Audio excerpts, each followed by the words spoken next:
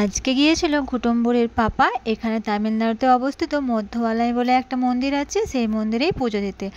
আমি যেতে পারিনি কারণ এখানে মন্দিরগুলোতে পুজো হয় সকালবেলায়, একদম ভোরবেলায় ওই 4টের পরের দিকে, আবার দুপুরবেলায় মানে বিকেলের দিকে 4টের পরে পুজো হয়। আমাদের ওয়েস্ট বেঙ্গলে কী হয় বলো তো, পুজোটা মেনলি হয় সকাল 10টার পরের দিকে শুরু হয়, তাই না?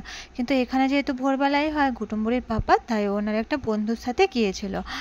আর আমি যেতে পারিনি কারণ সকালবেলায় এত বাতাস দিয়ে, আর মন্দিরটা যেহেতু পাহাড়ের উপরে, কুটুম্বুরিকে নিয়ে গেলে কিন্তু একদম ঠান্ডা লেগে যাবে।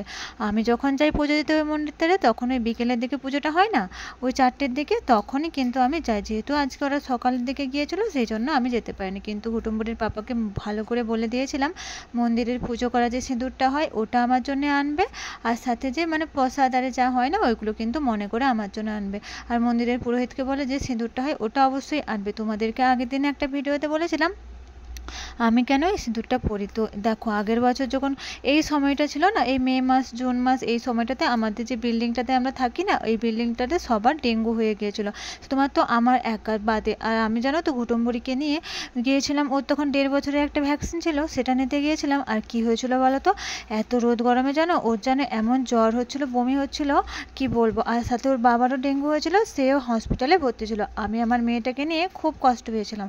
আর সাথে মধ্যমালার মন্দিরে ঠাকুরকে আমি বলেছিলাম যদি আমার স্বামীকে আর সন্তানকে ঠিকভাবে ফিরিয়ে আনতে পারে আমি তো এখানে পুজো দিতে যাবো। তো তখন থেকেই আমি এখানে সিঁদুর পরি। আর এই দেখছো না এদের একটা লেবু দেয়, এটা কিন্তু আমরা ঠাকুরের কাছে পুজো মানে পুজো দিয়ে আনার পর না আমাদের যে বাড়িতে ঠাকুর আছে না তার কাছে রেখে দিই, তাহলে নাকি অনেকটা ভালো হয়, ঘরে নাকি রোগ জ্বালা আরে কিছু আসে না। আর এখানে দেখছো তো প্রসাদগুলো, মানে এখানে একটা নারকেল দেওয়া হয়, নারকেলটাকে আমরা জানতো মানে ঘর থেকে আমাদের কিছু নিয়ে যেতে হয় না, ওখানেই কিনি। তো এটা আর তোমাদেরকে দেখাচ্ছে মন্দিরটা কত উপরে, দেখছো এই মন্দিরটা। কুটুম্বরের পাপাকে বলেছিলাম তুমি একটু মন্দিরের সমস্ত কিছু আনবে, তো আমি আগের দিনে ভিডিও বানিয়েছিলাম, সবার অনেক পছন্দ হয়েছে। তো তুমি যদি একটু ভিডিও করে আনো তো সবাই দেখবে। তো এটা হলো সেই মন্দিরটা কুটুম্বরের পাপাকে বলেছিলাম ভিডিও করে আনতে, তাই তোমাদেরকে দেখানোর জন্য। এই মন্দিরটা দেখছো কত উপরে, এটা যেন তো অনেকটা পাহাড়কে মানে ঘুরে ঘুরে আসতো, তাও এর উপরেও দেখো অনেক বড় পাহাড় আছে, কিন্তু অনেকটা মানে পাহাড়ের পুরো উপরেই আছে। আর মন্দিরটা জানো তো আমি মনে করি তুমি সত্যি মন থেকে যদি চাও না, মানে কি বলবো, তুমি সব কিছুই পেতে পারো। আর জানো তো এখানের পুরোহিত, আমি যখন ঘুটুম্বরের পাপাদের শরীর খারাপ হয়েছিল না, ঘুটুম্বরের পাপা, যখন আমার অনেক মন খারাপ ছিল, তো তখনই এখান থেকে মানে হচ্ছে পূজারে সিঁদুর এনেছিলাম। আর দেখো এখানের মন্দিরটা দেখছো, মানে আমাদের কিছুটা কি হয় বলতো, ওয়েস্ট বেঙ্গলে আমাদের কি হচ্ছে রথ হয় না, ওই রথের মতোই না কিছুটা এখানের মন্দিরগুলো দেখতে হয়। শুধু এই মন্দিরটা বলে বলবো না, মানে যে মন্দিরগুলো আছে না এখানে সবগুলোই না ওই টাইপের দেখতে হয়। মানে এখানে যে মানে এদের মেনলি কি ঠাকুর জানো তো, কার্তিক ঠাকুর। আমাদের যে কার্তিক ঠাকুর, হ্যাঁ ওটাই, কিন্তু একটু ডিফারেন্স।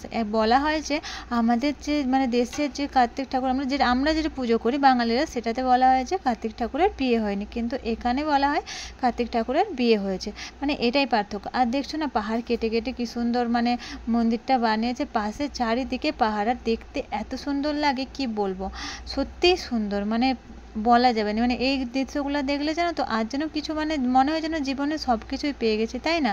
আর দেখছো মানে এই ভিউটা সত্যি অসাধারণ দেখতে। আর হচ্ছে কি বলবো, তোমরা যদি কখনো আসতে ইচ্ছে করে আমাকে একবার বলবে, এসে তাহলে তোমাদের সঙ্গেও মানে আমার দেখা হবে, তাই না বলো?